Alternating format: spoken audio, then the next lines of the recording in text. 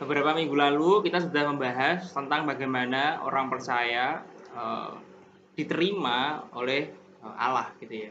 Setelah seseorang percaya pada Tuhan Yesus sebagai Tuhan dan Juru Selamat, dia menerima yang namanya pembenaran. Jadi dia yang tidak benar, kemudian di mata Tuhan, di hadapan Tuhan menjadi orang benar. Itu kita sudah bahas beberapa minggu yang lalu ya. Namanya justification. Kemudian selain dibenarkan, orang yang percaya juga menerima yang namanya adopsi atau diangkat menjadi anak-anak Allah. Kita sudah bahas itu 2 minggu yang lalu di Galatia 4 bagian awal. Kemudian kita juga sudah pernah membahas peran Roh Kudus di mana setiap orang percaya setiap harinya mengalami proses pengudusan atau sanctification di mana kita dikuduskan, diubah secara perlahan menjadi semakin serupa dengan Tuhan Yesus. Nah, setelah kita membahas hal-hal itu, ada satu hal lagi yang mungkin terlewatkan, yang belum kita bahas secara menyeluruh, tapi sudah kita singgung beberapa kali, termasuk minggu lalu kita juga sudah bahas. Orang yang percaya kepada Allah atau percaya pada Tuhan Yesus juga menerima yang namanya kebebasan atau kemerdekaan. Jadi orang percaya dibebaskan atau dimerdekakan dari kuasa atau dari belenggu dosa. Orang yang sudah diselamatkan adalah orang yang merdeka, tidak lagi berada di bawah kutuk, tidak lagi di bawah dosa, dan tidak lagi di bawah kuasa hukum atau aturan-aturan moral. Hari ini kita akan bahas sedikit, dan minggu depan kita akan bahas lanjutannya ya, karena minggu depan topiknya betul-betul spesial tentang freedom. Nah, tapi sayangnya tidak banyak orang percaya yang tahu bahwa dirinya itu sudah dimerdekakan dari belenggu-belenggu yang dia miliki sebelumnya. Itulah mengapa banyak orang Kristen walaupun sudah jadi Kristen, tapi masih memiliki kehidupan yang sama seperti anak-anak dunia lainnya, sama seperti dia sebelum menjadi orang Kristen. Nah, hari ini kita akan bahas tentang kemerdekaan orang Kristen. Bagaimana kita bisa terus menjadi orang percaya yang merdeka. Sekali lagi, pesan Galatia diberikan kepada jemaat Galatia yang sudah Kristen. Sehingga pesan ini juga bisa, pesan yang sama juga bisa diterima atau diberikan kepada kita yang juga orang Kristen. Kita baca dulu dari Galatia 4 ayat 21 sampai 31. Katakanlah kepadaku, hai kamu yang mau hidup di bawah hukum Taurat, tidakkah kamu mendengarkan hukum Taurat? Bukankah ada tertulis bahwa Abraham mempunyai 2 anak, seorang dari perempuan yang menjadi hambanya dan seorang dari perempuan yang merdeka? Tetapi anak dari perempuan yang menjadi hambanya itu diperanakkan menurut daging dan anak dari perempuan yang merdeka itu oleh karena janji. Ini adalah suatu kiasan, sebab kedua perempuan itu adalah 2 ketentuan Allah, yang satu dari Gunung Sinai dan melahirkan anak-anak perhambaan, itulah Hagar. Hagar ialah Gunung Sinai di tanah Arab dan ia sama dengan Yerusalem yang sekarang, karena ia hidup dalam perhambaan dengan anak-anaknya. Tetapi Yerusalem surgawi adalah perempuan yang merdeka dan ialah ibu kita. Karena ada tertulis, bersukacitalah hai si mandul yang tidak pernah melahirkan, bergembira dan bersorak-sorailah hai engkau yang tidak pernah menderita sakit bersalin, sebab yang ditinggalkan suaminya akan mempunyai lebih banyak anak daripada yang bersuami. Dan kamu, saudara-saudara, kamu sama seperti Ishak adalah anak-anak janji, tetapi seperti dahulu dia yang diperanakan menurut daging, menganiaya yang diperanakan menurut roh, demikian juga sekarang ini. Tetapi apa kata nas kitab suci? Usirlah hamba perempuan itu beserta anaknya, sebab anak hamba perempuan itu tidak akan menjadi ahli waris bersama-sama dengan anak perempuan merdeka itu. Karena itu saudara-saudara, kita bukanlah anak-anak hamba perempuan, melainkan anak-anak perempuan merdeka. Satu-satunya cara supaya seseorang bisa tetap merdeka adalah dengan tetap berpegang pada apa yang dikatakan oleh Alkitab. Kebebasan yang kita miliki diperoleh melalui mendengarkan firman Tuhan dan meresponinya melalui ketaatan iman. Di dalam Yohanes 8, Tuhan Yesus berkata, "Jikalau kamu tetap dalam firman-Ku, kamu benar-benar adalah murid-Ku." Jadi, supaya tetap atau benar-benar murid Tuhan Yesus, orang itu pasti akan tetap di dalam firman Tuhan. Jadi jangan dibalik ya.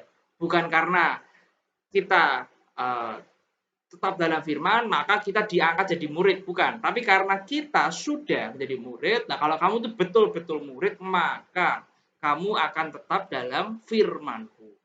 Kamu akan mengetahui kebenaran, dan kebenaran itu akan memerdekakan kamu. Siapa kebenaran itu? Ya Tuhan Yesus itu sendiri. Jika kita gagal dalam berpegang pada Alkitab atau pada firman Allah bagi kita, maka kita akan kembali ke dalam kehidupan yang lama atau kembali ke dalam perbudakan atau belenggu. Tapi banyak orang Kristen mudah sekali melupakan kebenaran ini. Kita mungkin bisa ngomong kalau kita mencintai Alkitab, kita mencintai Tuhan, tapi seringkali kita tidak mau mendengarkan apa yang dikatakan oleh Alkitab. Jika kita terus membangun budaya yang buruk ini, kita bisa berakhir pada kondisi yang sangat menyedihkan. Kita berpikir seakan-akan kita semakin banyak memperoleh kebebasan karena ketaatan melakukan Alkitab. Padahal pada saat yang sama kita sedang menjauh dari Alkitab. Seperti yang terjadi pada orang Farisi. Orang Farisi mengklaim mencintai Alkitab dan tahu banyak tentang Alkitab. Mereka mungkin melakukan banyak perintah di dalam Alkitab. Tapi sebenarnya mereka tidak sedang mendekat kepada Allah, melainkan mereka sedang berjalan menjauh dari Allah. Sekali lagi, orang Farisi mengklaim mencintai dan tahu banyak tentang Alkitab. Tapi sebenarnya mereka tidak sedang mendekat pada Allah, melainkan berjalan semakin jauh darinya. Dari sini kita sudah bisa belajar satu hal. Apakah kita yang sudah menjadi orang percaya, yang mungkin sudah rajin baca Alkitab, yang mungkin sudah rajin ke gereja, yang mungkin sudah rajin berdoa, apakah di dalam hal-hal yang kita lakukan itu, kita sedang mendekat pada Allah, atau sebenarnya kita sedang menjauh dari Allah? Apakah di dalam rutinitas keagamaan yang kita lakukan itu, kita menempatkan Allah sebagai yang terutama, atau kita menempatkan diri kita sebagai yang terutama? Mungkin kita rajin berdoa, tapi apakah di dalam doa kita berdoa untuk memuliakan Allah, atau kita berdoa supaya Allah memuliakan kita, supaya Allah melakukan apapun yang kita mau? Di dalam doa kita, siapa yang kita sembah? Apakah kita menyembah Allah atau sebaliknya? Di dalam ibadah kita ke gereja, apakah kita datang untuk menyembah Allah atau kita datang karena kita ingin pamer? Misalnya kita punya baju baru, kita punya punya banyak teman, kita ingin pamer kepada orang lain, ini loh, aku punya banyak teman. Atau misalnya kita ke gereja bukan karena mencari Allah, tapi karena ingin mencari cewek misalnya. Apakah salah untuk misalkan mencari cewek di gereja? Ya tidak salah gitu kan. Justru mencari pasangan kan yang seiman. Tetapi apakah tujuan utama kita ke gereja adalah karena mencari itu, mencari teman, mencari cewek, mencari yang lain? Atau karena kita memang benar-benar ingin datang kepada Allah? Jadi cek hati kita, jangan sampai di dalam setiap rutinitas keagamaan yang kita lakukan, entah di gereja, entah di rumah, entah di sekolah, kita tidak sedang mendekat kepada Allah, melainkan seperti orang Farisi yang berjalan menjauh dari Allah. Tuhan Yesus berkata tentang orang Farisi, celakalah kamu, hai ahli-ahli Taurat dan orang-orang Farisi, hai kamu orang-orang munafik. Tuhan Yesus berkata bahwa orang-orang ini adalah orang-orang yang munafik. Kenapa? Sebab persepuluhan dari selasih, adas manis, dan jintan kamu bayar. Dia melihat kepada hukum-hukum di Perjanjian Lama. Tetapi yang terpenting dalam hukum Taurat, kamu abaikan, yaitu keadilan dan belas kasihan dan kesetiaan. Yang satu harus dilakukan dan yang lain jangan diabaikan. Orang-orang Farisi taat menaati Alkitab, tetapi mereka kehilangan esensi dari Perjanjian Lama. Perjanjian Lama memang banyak berisi tentang hukum, tetapi Perjanjian Lama itu bukan hanya tentang hukum. Ada pribadi yang tersembunyi di dalam Perjanjian Lama, yang baru menunjukkan dirinya dalam rupa Tuhan Yesus ketika dia datang ke dunia. Jadi mereka hanya fokus ke peraturan, tapi mereka lupa yang terpenting, yaitu adalah bahwa Perjanjian Lama menunjuk pada Tuhan Yesus. Bukan hanya itu, Perjanjian Lama di balik semua hukum itu, esensinya adalah keadilan, belas kasihan, kasih, kesetiaan. tapi mereka mengabaikan. Mereka hanya melakukan yang satu, tapi mengabaikan yang lainnya. Hal yang sama juga sedang terjadi di jemaat Galatia. Para jemaat yang berusaha menjadi tanda kutip biblical dengan mengikuti hukum Taurat karena pengaruh dari para pengajar sesat, sebenarnya mereka tidak sedang mendekat pada Allah, melainkan mereka sedang berjalan menjauh dari Allah. Dalam Galatia 4 ayat 9, bagaimanakah kamu gitu kan yang sudah mengenal Allah, atau lebih baik sesudah kamu dikenal oleh Allah, kamu bisa berbalik lagi pada roh-roh dunia yang lemah dan miskin dan mau mulai memperhambakan diri lagi kepadanya. Mereka sudah Kristen, tapi kemudian mereka tanda kutip ingin menjadi biblical dengan mengikuti kembali hukum Taurat gitu ya, karena pengaruh para pengajar sesat. Tapi sebenarnya mereka tidak sedang menjadi biblical, mereka sedang menjauh dari yang namanya biblical. Bagi Paulus, seberapa banyaknya usaha jemaat Galatia untuk melakukan hukum Taurat, mereka telah kehilangan esensinya. Masih ingat ya yang kita sudah bahas waktu beberapa minggu yang lalu. Hukum Taurat itu baik, tetapi hukum Taurat tidak bisa dijadikan alat keselamatan. Jemaat di Galatia melakukan hukum Taurat bukan karena hukum itu baik, tetapi karena mereka berharap dengan melakukan hukum itu mereka bisa diselamatkan. Jadi paham esensinya ya, bukan melakukan hukum salah, no. Hukum itu baik, ya kita pun ada ayatnya, hukum itu baik. Tetapi kalau menjadikan hukum sebagai jalan keselamatan, jalan membenarkan diri, ini loh, aku sudah melakukan banyak hukum, coba lihat orang lain, gitu kan? Dia aja belum ini, aku kasih persepuluhan, segini, orang lain cuma ngasih berapa. Kalau kita membanding-bandingkan apa yang kita lakukan dengan orang lain yang lakukan, ya itu salah. Itu ya, menggunakan hukum dengan cara yang salah. Jadi ayat 21 Paulus jelas mengatakan, "Hai kamu yang mau hidup di bawah hukum Taurat, tidakkah kamu mendengarkan hukum Taurat?" Kamu katanya mau hidup di bawah hukum Taurat, tapi kok kamu tidak mendengarkan apa yang dikatakan hukum Taurat? Tadi bahwa hukum Taurat itu mengajarkan kasih dan sebagainya, dan hukum Taurat itu menunjuk pada Tuhan Yesus. Setidaknya dalam teks yang tadi kita baca, Paulus menuliskan 3 cerita perjanjian lama yang akan mengingatkan jemaat di Galatia untuk kembali pada kebenaran Kristus yang memerdekakan, bukan kembali mengandalkan dirinya sendiri dengan melakukan hukum Taurat. Nah, kita akan melihat secara cepat ya 3 kisah itu. Yang pertama, Paulus memberikan kisah 2 anak Abraham, Hagar dan Ismail. Ayat 22 sampai 24 kita baca lagi. Bukankah ada tertulis bahwa Abraham punya 2 anak, seorang dari perempuan yang menjadi hambanya dan seorang dari perempuan yang merdeka. Tetapi anak dari perempuan yang menjadi hambanya itu, Hagar maksudnya, diperanakan menurut daging. Dan anak dari perempuan yang merdeka itu oleh karena janjinya Allah kepada Abraham dan Sarah. Ini adalah suatu kiasan, sebab kedua perempuan itu adalah 2 ketentuan Allah. Yang satu dari Gunung Sinai, dan melahirkan anak-anak perhambaan, itulah Hagar. Pertama, Paulus ingin membawa jemaat Galatia kembali ke kitab Kejadian tentang kisah Ismail dan Ishak. Keduanya memiliki satu ayah yang sama, yaitu Abraham. Tapi keduanya lahir dari 2 ibu yang berbeda, Hagar dan Sarah. Hagar adalah seorang budak dan Sarah adalah seorang yang merdeka. Tapi Paulus bukan hanya ingin menggarisbawahi status Hagar budak, Sarah orang merdeka, tetapi Paulus juga ingin menjelaskan satu hal lain, yaitu adalah bagaimana Ishak dan Ismail itu lahir. Ismail lahir karena inisiatif manusia, inisiatif Abraham. Karena mereka, Abraham dan Sarah, terlalu lama menunggu janji Allah, kemudian dikatakan, udah kawin aja sama Hagar. Yang penting punya anak, gitu kan. Kita nggak tahu sampai kapan Tuhan akan kasih anak. Itu sama Hagar.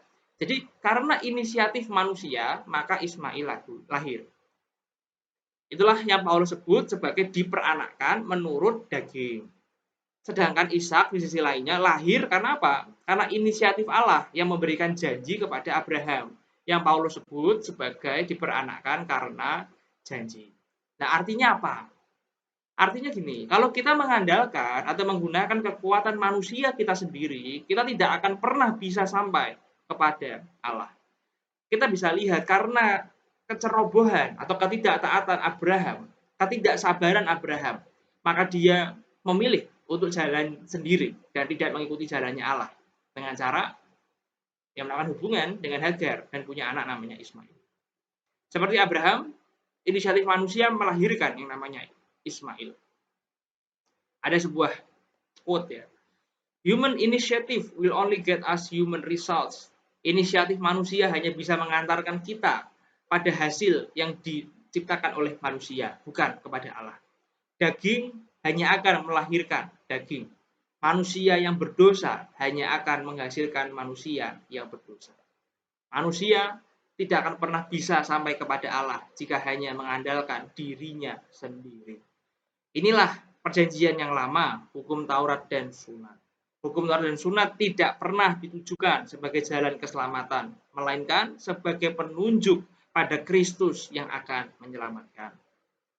Sedangkan kalau Allah yang berinisiatif, maka kita tidak akan ada lagi di dalam belenggu, melainkan di dalam kemerdekaan yang sejati. Pertanyaannya, bagaimana cara kita bisa berserah kepada Allah? Jawabannya, dengan melihat kepada janji-janji Allah.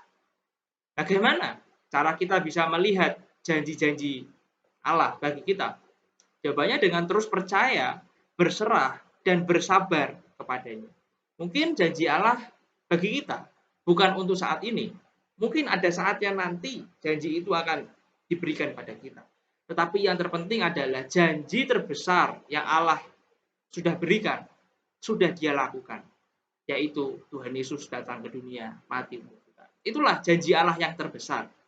Kalau hidup kita misalnya masuk di dalam berbagai macam pencobaan, atau dalam berbagai macam masalah, lalu kita bertanya, Tuhan di mana janjimu yang begini, selalu ingat satu hal, Tuhan sudah menepati janjinya yang terbesar. Janjinya bahwa Dia akan datang dan menyelamatkan kita. Jadi, kalau misalnya ada orang yang ingin berbuat jahat pada kita, apa yang harus kita lakukan? Ya jangan balas dendam. Wah, gampang ya ngomong ya. Ya mau gimana lagi? Nah, kita bilangnya gitu. Kalau nggak percaya, lihat. Sama siapa? Jangan lihat sama aku. Lihat pada siapa? Pada Tuhan Yesus. Aku, sebagaimana dengan orang lainnya, adalah manusia, sama-sama manusia berdosa. Seorang leader hanyalah seorang manusia berdosa yang diberikan jabatan. Seorang leader bukan seorang yang sempurna. Kalau mau lihat bagaimana cara kita belajar, ya lihat pada Tuhan Yesus. Lihat bagaimana orang lain, orang sebangsanya sendiri, ingin membunuhnya, ingin menyalibkan dia, tapi dia tidak membalas dendam. Di kayu salib itu, Tuhan Yesus tidak berkata, ya Bapa, hukumlah mereka. No. Tuhan Yesus malah berkata, ya Bapa, ampunilah mereka. Karena mereka tidak tahu apa yang sedang mereka lakukan. Itulah kasih yang sebenarnya. Gitu ya. Roma 12 ayat 9. Hendaklah kasih itu jangan pura-pura. Jauhilah yang jahat dan lakukanlah yang baik. Ada ayat lain kan berkata, kalau kamu tahu yang baik, tapi kamu tidak melakukannya, kamu sudah berdosa. Ya kalau tahu yang baik ya lakukan. Belajar. Apakah bisa langsung berubah? Ya enggak. Belajar itu pelan-pelan, step by step di dalam hidup kita. Hidup ini adalah sekolah. Sekolahnya Tuhan. Semakin kita lama, semakin kita belajar, menjadi semakin serupa dengan Tuhan Yesus. Pelan-pelan. Lalu semakin serupa dengan Tuhan Yesus. Kalau kita punya masalah dan kita menyerahkan semuanya pada Tuhan, hidup kita nggak akan ada yang namanya beban. Karena misalnya rasa sakit hati atau kebencian pada orang lain. Ingat, beban hidup karena sekolah atau pekerjaan atau apapun yang kita miliki, itu sudah banyak. Jangan ditambahi beban yang lain karena masalah hubungan dengan orang lain misalnya. Ingat, beban hidup sudah berat gitu ya. Nggak usah ditambah-tambahi dengan benci, dengan sakit hati yang lain. Setiap masalah yang kita miliki, jangan hanya disimpan sendiri, tapi bawa kepada Tuhan. Karena kalau kita mau percaya dan berserah pada Tuhan, maka semua masalah kita akan diselesaikan. Aku pernah dapat sebuah cerita gini. Ada orang, entah kenapa aku nggak tahu detail ceritanya, tetapi dia kayak agak mungkin ada problem dengan orang lain. Terus dia tanya sama aku, ini dia orang aku lagi ada masalah sama ini. Nah, terus enaknya gimana ya? Kalau kita ketemu apakah aku buang muka aja atau aku harus nyapa gitu kan? Kalau nyapa aneh kan? Kan aku juga kita lagi ada masalah. Akhirnya aku mau buang muka aja gitu. Kalau dia chat, aku mending nggak usah bales aja gitu kan. Terus aku bilang, lah kamu tuh maunya gimana? Maunya masalah selesai atau makin besar? Maunya selesai. Ya udah kalau selesai ya jangan buang muka, jangan mancing itu ya peperangan gitu ya. Ya sudah. Tapi kan susah gitu. Ya mau gimana lagi? Lah mau selesai apa enggak gitu. Kalau yang salah dia ya sudah lah. Tetap maafin aja, jangan dibawa. Ingat loh, masalah tuh berat. Terus ya, oh iya ya, masalah sudah berat, ngapain ditambah tambah lagi sama yang lain. Ya belajar pelan-pelan ya. Gitu. Jadi belajar untuk berserah sama Tuhan. Ya, ada ayatnya, ada dalam Yeremia 17 ayat 5 sampai 6. Beginilah firman Tuhan. Terkutuklah orang yang mengandalkan manusia, yang mengandalkan kekuatannya sendiri, dan yang hatinya menjauh daripada Tuhan. Dia akan seperti semak bulus di padang belantara. Ia tidak akan mengalami datangnya keadaan baik. Ia akan tinggal di tanah angus di padang gurun, di negeri padang asin yang tidak berpenduduk. Tuh, ya. Jadi jangan mengandalkan kekuatan kita. Kita ini manusia, itu lemah. Kalau kita punya masalah, jangan hanya dipendam sendiri. Kalau punya komunitas, share pada komunitas. Kalau punya teman dekat, share dengan teman dekat. Kalau nggak punya siapa-siapa, ya sudah share sama Tuhan. Gitu kan? Tuhan adalah Allah yang mendengar, Allah yang dekat dengan umatnya. Dia siap, dia mau untuk mendengar setiap cerita kita. Itu poin yang pertama, berserah dan bersandar pada Tuhan. Lalu yang kedua, Paulus membawa kita pada nubuatan Nabi Yesaya. Kalau kita ingin tetap hidup di dalam yang namanya kebebasan Kristus, ya, tadi jelas poin nomor 1, bersandar pada Tuhan. Kita yang sudah dibebaskan, dimerdekakan dari dosa. Tapi kalau kita masih tidak mau bersandar pada Tuhan, kita mau bersandar pada kekuatan kita sendiri, dan kita menyimpan kesombongan, kemarahan, kebencian, kedengkian, maka yang terjadi apa? Kita akan kembali dibelenggu oleh itu semua. Kita akan kembali jatuh di dalam berhala-berhala. Kita akan kembali ke perbudakan lagi. Sudah dimerdekakan, tapi kembali lagi. Nah, yang kedua, kalau kita ingin tetap hidup dalam kebebasan Kristus, maka kita harus mendengarkan apa yang dikatakan oleh Nabi Yesaya ini kepada orang-orang Israel. Yesaya mengatakan ini pada orang-orang Israel di dalam pembuangan, di dalam kondisi yang sangat menyedihkan dan tanpa harapan. Disinilah Nabi Yesaya menjanjikan bahwa suatu hari Allah akan menyembuhkan kemandulan dari bangsa Israel. Kita baca dulu dari ayat 25 sampai 27. Hagar ialah gunung Sinai, tanah Arab, dan ia sama dengan Yerusalem yang sekarang karena ia hidup dalam perhambaan dengan anak-anaknya. Tapi Yerusalem surgawi adalah perempuan yang merdeka dan ialah ibu kita.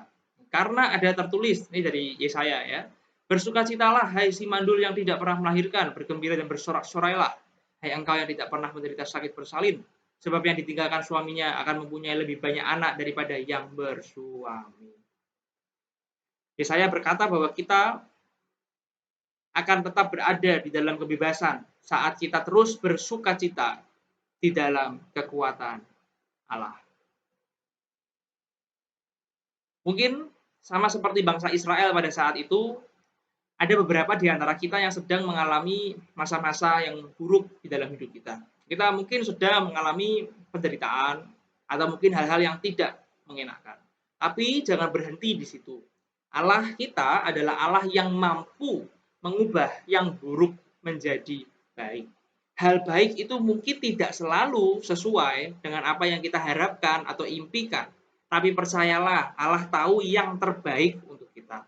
Seperti Paulus yang memiliki kelemahan dan penyakit, tapi justru di dalam kondisi itulah Allah berkata, kuasaku sempurna di dalam kelemahan Paulus.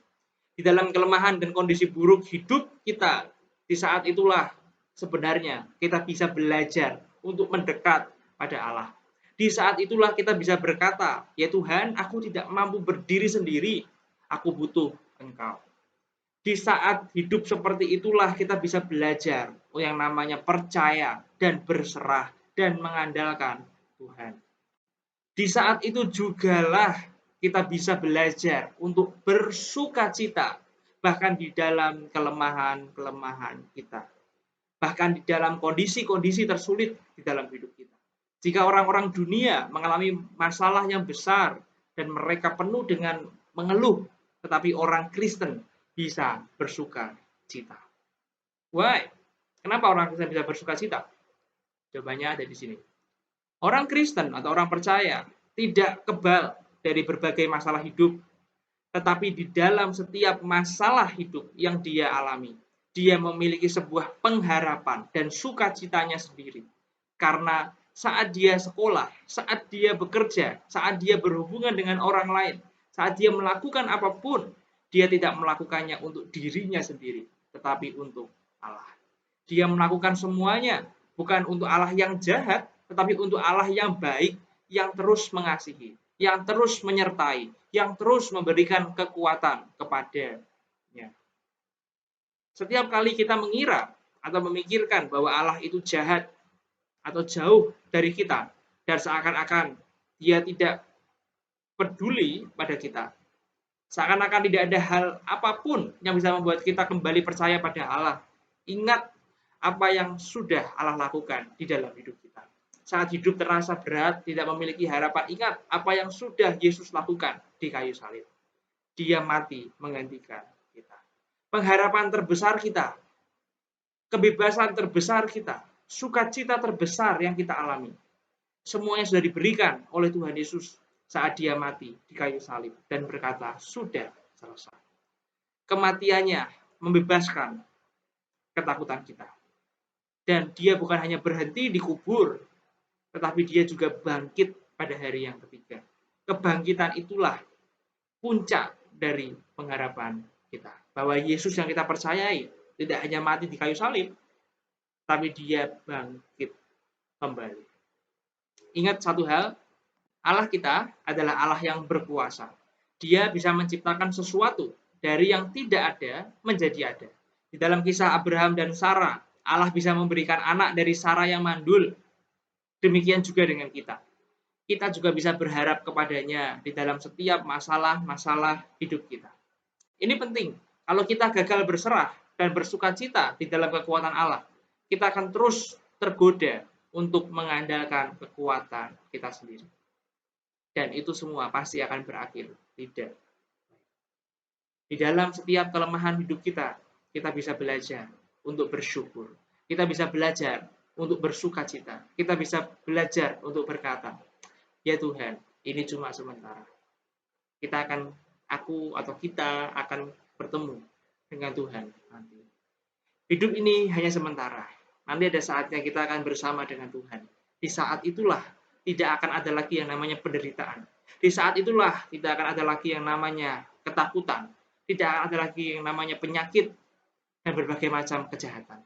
Di sana hanya ada damai sejahtera. Nanti, bukan sekarang, di langit yang baru dan bumi yang baru. Hanya orang Kristen yang punya pengharapan sedemikian besarnya. Dan yang terakhir, kita melihat Paulus membawa kita ke kisah diusirnya Hagar dan Ismail. Kita baca dulu dari ayat 28 sampai 31. Dan kamu, saudara-saudara, sama seperti Ishak adalah anak-anak janji, tapi seperti dahulu dia yang diperanakkan menurut daging menganiaya yang diperanakkan menurut roh. Demikian juga sekarang ini. Tetapi apa kata nas kitab suci? Usirlah hamba perempuan itu beserta anaknya, sebab anak hamba perempuan itu tidak akan menjadi ahli waris bersama-sama dengan anak perempuan merdeka itu. Karena itu, saudara-saudara, kita bukanlah anak-anak hamba perempuan, melainkan anak-anak perempuan merdeka. Selain bersandar pada Allah dan terus bersukacita di dalam Tuhan Yesus, ada satu hal lagi yang harus kita lakukan supaya tetap berada di dalam kemerdekaan yang Kristus sudah berikan. Hal itu adalah tetap bertahan dan berakar pada Kristus. Pertanyaannya, bagaimana cara kita bisa berakar kuat pada Kristus? Ya sama seperti kita menanam tanaman yang lain, supaya kuat harus apa? Parasit, hama harus dibuang. Tanaman-tanaman pengganggu harus dibuang. Maka sama juga dengan kita. Supaya kita bisa terus kokoh, bertahan, berakar pada Kristus, maka harus dihilangkan parasit-parasit yang mengganggu. iman kita. Dalam kasus Sarah dan Ishak, Ismail yang menganiaya Ishak bisa saja membahayakan untuk Ishak. Itulah mengapa Sarah meminta Abraham untuk mengusir Hagar dan Ismail. Di dalam suratnya untuk jemaat di Galatia, Paulus mengatakan pada jemaat, kalau kamu mau terus bertahan dan menjaga kebebasan yang Allah beri, kamu harus menghilangkan apapun yang memperbudak kamu, yaitu para pengajar sesat. Gitu ya, harus diusir, para pengajar sesat harus dihilangkan. Mungkin ada yang bertanya, kenapa kok harus langsung diusir? Bukankah kita harus mengasihi orang lain? Ya, harus dijelaskan. Ada yang namanya kasih, ada yang namanya kebenaran. Misalnya, kasus yang kemarin kita bahas juga ya, kasus orang LGBT. Apakah gereja harusnya menerima atau tidak orang LGBT? Jawabannya, ya tadi, kasih dan kebenaran. Dari kasih, kita harus menerima, merangkul, menerima mereka. Oke, kita menerima. Tetapi jangan hanya berhenti di mengasihi. Kita harus kembali ke kebenaran. Menerima dan kita menasihati, memperingati, mengajarkan yang benar, mendidik mereka yang benar. Jadi penting ada yang namanya kasih, ada namanya kebenaran. Di dalam gereja mula-mula ada yang namanya disiplin gereja. Jadi kalau kamu sesat misalnya, dan dikasih tahu tidak mau berubah, maka gereja akan apa? Gereja akan membuang orang itu keluar. Zaman sekarang mungkin tidak dilakukan ya, karena kayaknya terlalu kejam gitu. Tapi di zaman gereja mula-mula ada kisah-kisah seperti itu. Para pengajar sesat yang dikasih tahu tapi tidak mau berubah, pada akhirnya kenapa? Dicampakkan keluar dari gereja. Gereja melepaskan orang. Sama juga ya dengan kita, supaya kita tetap bertahan, berakar kuat pada Kristus, kita harus apa? Menghilangkan parasit-parasit yang bisa mengganggu iman kita. Nah, kita harus paham dulu konteks tadi, kisah Sarah yang mengusir Hagar. Gitu kan? Kita lihat dulu dari Kejadian 21. Pada waktu itu Sarah melihat bahwa anak yang dilahirkan Hagar, Ismail maksudnya, sedang main dengan Ishak, anaknya sendiri. Apa yang salah dari sini? Ini di ayat berikutnya, Sarah mengusir Hagar dan Ismail. Apa salahnya? Apakah hanya dengan main dengan Ishak itu salah? No. Terjemahan Indonesia kurang tepat. Kalau kita lihat dari bahasa Inggris atau dari bahasa Yunaninya, dari bahasa Ibraninya, dari kata sakak, sakak artinya adalah menertawakan, mengejek, ya, laugh, mock, scoff, scorn. Jadi mengejek. Jadi kita bisa lihat apa yang dilakukan oleh Ismail pada Ishak. Para penafsir kuno Yahudi menafsirkan ayat ini sebagai permusuhan antara Ismail dan Ishak. Sebagai contoh dari tulisan-tulisan mereka, ada yang mengatakan Ismail memulai perang dengan Ishak, atau yang lainnya berkata saat mereka sedang berpura-pura main, Ismail diam-diam menembakkan anak panah ke Ishak untuk membunuh Ishak. Jadi jelas, ini bukan hanya sekedar mengusir karena nggak suka, tetapi mengusir karena memang mengancam Ishak. Paulus mengatakan, apa yang terjadi antara Ishak dan Ismail masih terus terjadi hingga saat dia menulis surat Galatia. Dia menulis di ayat 29. Tapi seperti dahulu, ke kisah tadi, dia yang diperanakan menurut daging, menganiaya, dan yang diperanakan menurut roh. Demikian juga sekarang ini.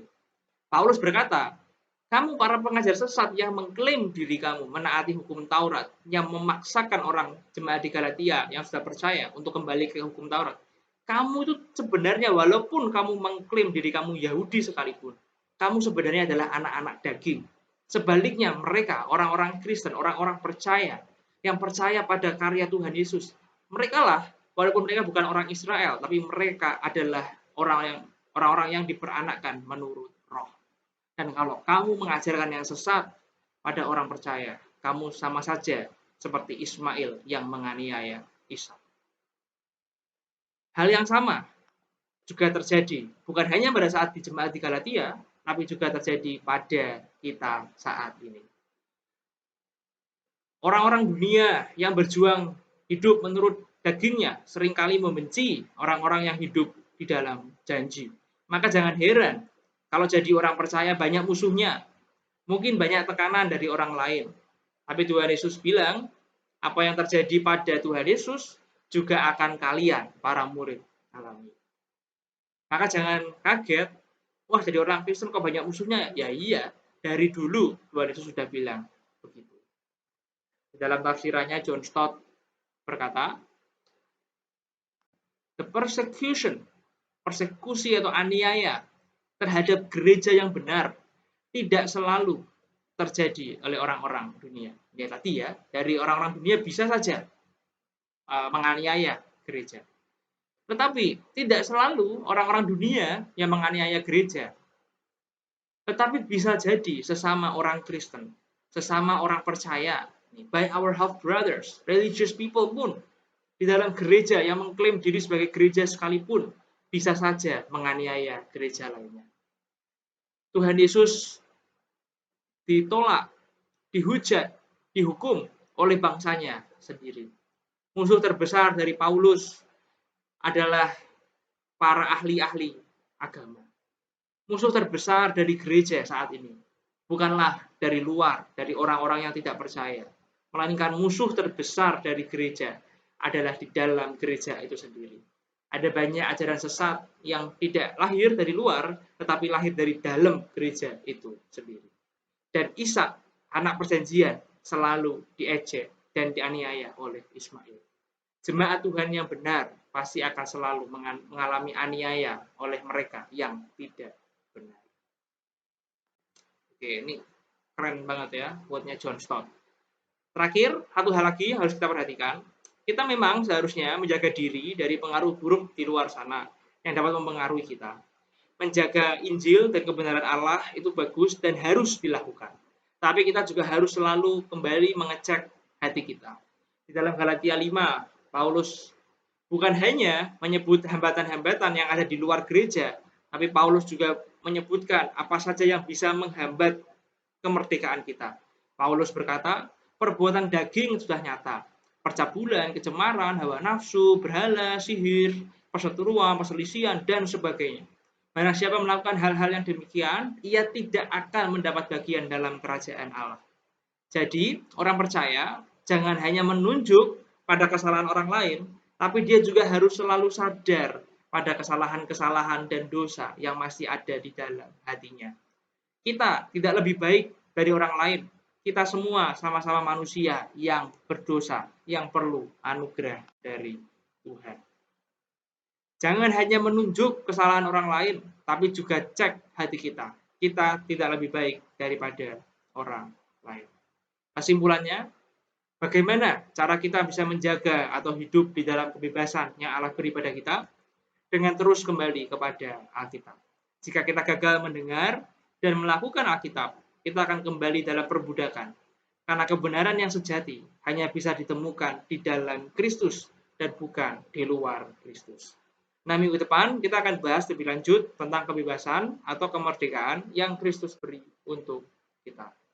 Pertanyaan refleksi nomor 1, apa masalah hidup yang sedang kamu alami saat ini? Bagaimana khotbah hari ini dapat mengubah cara pandang kita melihat masalah hidup kita? Kedua, apakah kita pernah meragukan Allah atau kebaikannya di dalam hidup kita? Sharingkan. Bagaimana khotbah hari ini dapat mengubah cara pandang kita melihat Allah?